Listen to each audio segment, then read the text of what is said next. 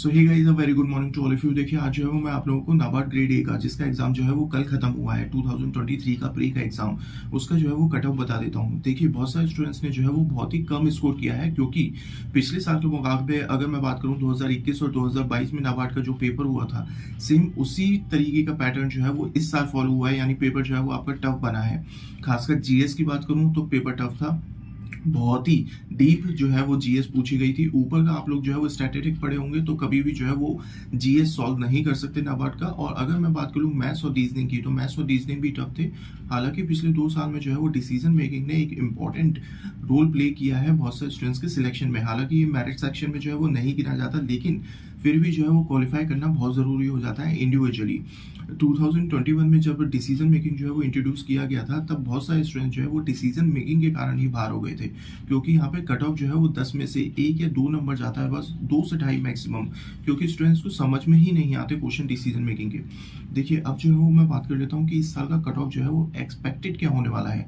देखिए, जीएस कठिन थी, एआरटी कठिन थी और ईएसआई, जो हमारे 3 जो है वो मेरिट सेक्शन के हैं, यानी 100 में से आपकी मेरिट बनने वाली है, उसमें से आपका जो है वो कट ऑफ कितना जाता है वो मैं आप लोगों को बता देता हूँ। देखिए, जीएस कठिन थी और जिसमें से मुश्किल से 10 भी जो है वो अटैम्प्ट नहीं कर। अगर ये मान लीजिए कि अगर आप लोगों ने बहुत ही गहनता से जो है वो जीएस पढ़ी है, तभी जो है वो आप लोग जीएस सॉल्व कर पाए होंगे, ठीक है ना। ईआरटी के क्वेश्चन अच्छे थे, ईएसआई के क्वेश्चन अच्छे थे।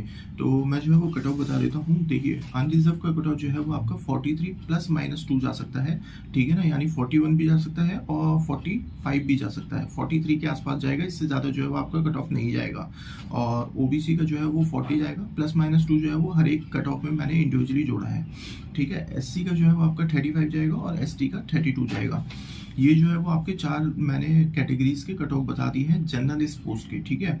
इससे ज़्यादा अगर आपके नंबर जो है वो सही हैं, यानी आपको कॉन्फिडेंस है कि हाँ इससे ज़्यादा हम अटेम्प्ट करके आए हैं और इससे ज़्यादा हमारे नंबर आ जाएंगे, तो मेंस में आज से ही लग जाइए, ठीक है ना।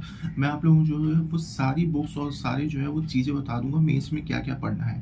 तो अगर आप लोगों के इससे ज़्यादा नंबर हैं तो आप लोग जो है वो अभी और इसी वक्त से जो है वो अपना टेस्ट सीरीज खरीद लीजिए अच्छी वाली। अगर नहीं खरीदी है, टेस्ट सीरीज कौन सी खरीदनी है वो भी मैं बता दूंगा मेंस के लिए अलग से, ठीक है ना। क्योंकि प्री जो है वो निपट चुका है, प्री के लिए जो है वो इतनी महंगी टेस्ट सीरीज नहीं खरीदी जाती जैसी हम मेंस के लिए खरीदते हैं। तो टेस्ट सीरीज खरीद लीजिए। अगर इससे ज़्यादा नंबर आ रहे हैं 50 से ज़्यादा, तो अपना कॉन्फिडेंस रखिए कि 50 से ज़्यादा मेरे सही है, तो मेरा तो पक्का हो ही जाएगा प्री, ठीक है ना।